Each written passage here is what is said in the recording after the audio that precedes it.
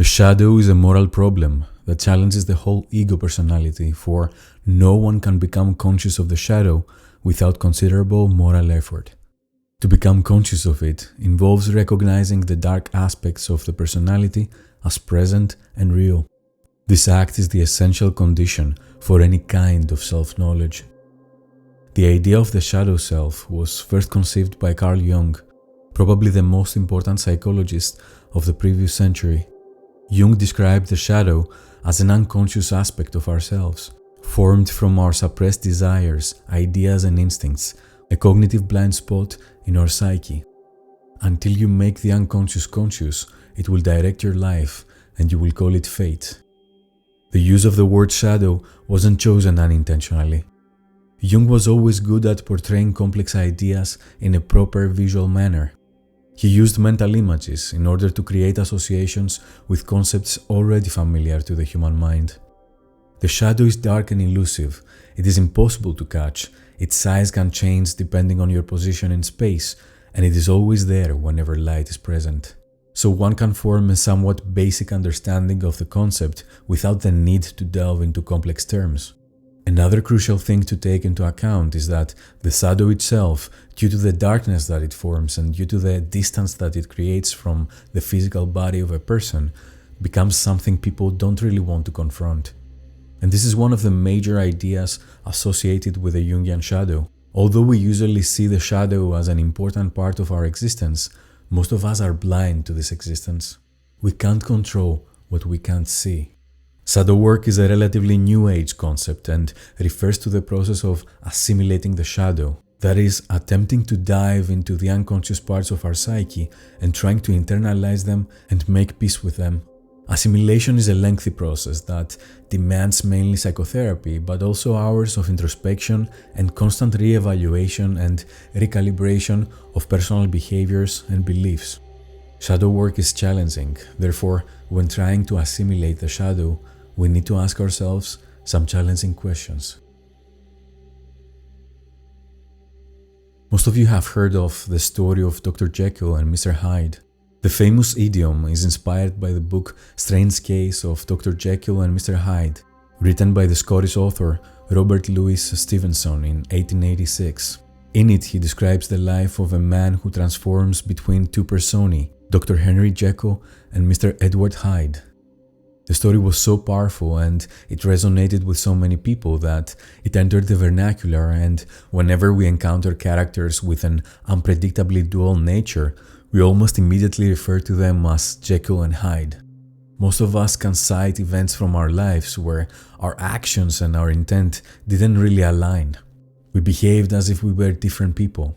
This is because of our persona. Persona is the image that we project to the world. According to Jung, the persona is a complicated system of relations between individual consciousness and society.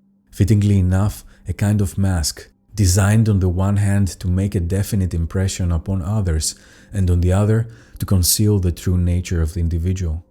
Our dark side is concealed or camouflaged in a painful attempt to protect our persona, the image that we adopt in order to fit in. Through social conditioning, we come to construct a facade that keeps the substrate of our identity stable so that we can keep feeling safe. Safety, however, is ill-defined in that space we inhabit. How can we feel safe when we're constantly sacrificing our true self for our persona?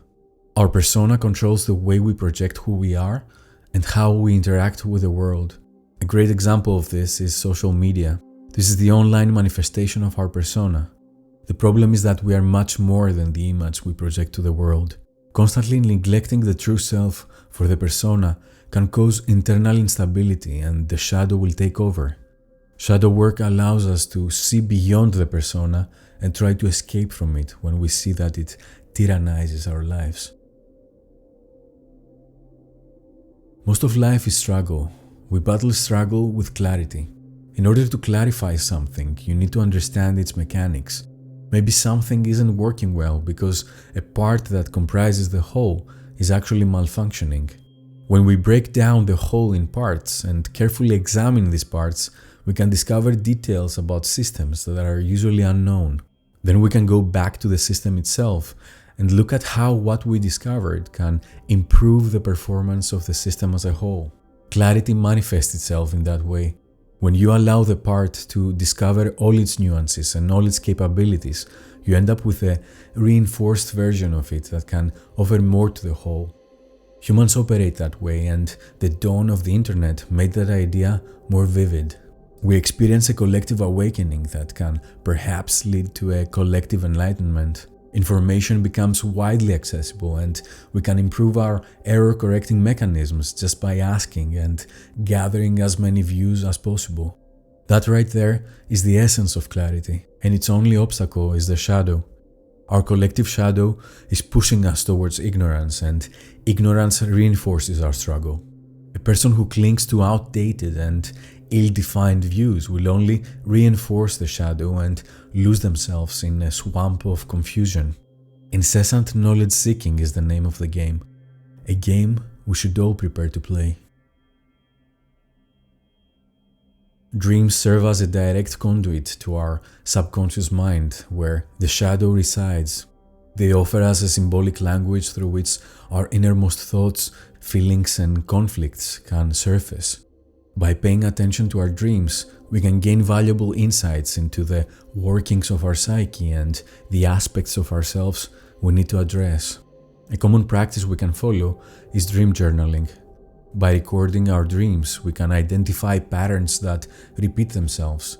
As we accumulate entries in our dream journal, we can look for recurring themes, symbols, and emotions. Often the shadow is represented in dreams by characters or situations that evoke fear, discomfort, or unease. These elements may point to aspects of ourselves that we have been neglecting or suppressing. Once we identify potential shadow elements in our dreams, we can engage in self-reflection. We can discuss with our therapist what these symbols or emotions mean to us personally. We can analyze how they relate to our waking life and whether they resonate with any repressed feelings or desires we might have. Regardless of how hard you try and regardless of how much self-awareness you accrue over the years, dark moments are inevitable. Especially if you are a creative and sensitive person, your proclivity towards darkness is going to affect your world in an intense way. Once you recognize that, the moment of truth begins. When you stare at the darkness stares back at you. It is a momentous instance in your life. You either allow it to own you or you fight back. There is no middle ground there. The darkness has many forms. It can have the form of a shadow, as Jung put it. It can have the form of mental and physical pain. It can have the form of depression and a general disconnection from reality. All these forms signify that one has let oneself go and surrendered to a dark reality that was imposed on them one way or the other. A dark reality usually signals a lack of purpose and an astute lack of discipline throughout the daily grind. Whether we like it or not, we're purpose-driven beings. Purpose is what allows us to add more structure to our lives and eventually have control over it. Purpose can manifest itself in many ways. It can be an obsession with arts in an attempt to satisfy the need for self-expression. It can be the ambition to change the world for the better. It can be whatever the individual decides it to be.